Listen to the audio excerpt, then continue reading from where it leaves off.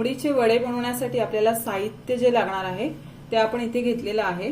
त्यासाठी आपल्याला इथे तांदूळ लागणार आहेत। इथे मी 1 किलो तांदूळ घेतलेत। तुम्ही कुठल्याही प्रकारचे इथे तांदूळ घेऊ शकता। इथे रेशनचा तांदूळ पण चालेल तुम्हाला।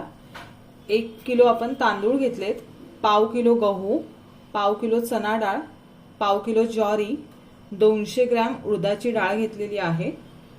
तसंच 25 ग्रॅम मी मेथी घेतली, 25 ग्रॅम बडीशेप, 20 ग्रॅम आपल्याला धणे घ्यायचेत आणि 15 ते 20 लवंग, 15 ते 20 मिरी आणि 4 ते 5 तुकडे आपल्याला दालचिनीचे घ्यायचे आहेत।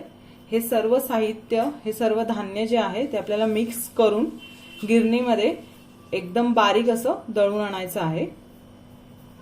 चला तर मग कोंबडी वड्यांचं पीठ दळून तयार झालेलं आहे। अगदी असं मी बारीक दळून आणलेलं आहे।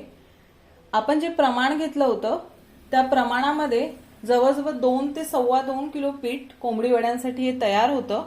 हे जे वड्यांचं पीठ आहे ते मी ज्या पद्धतीने तयार करते ती पद्धत मी आज तुमच्यासोबत शेअर केली आहे।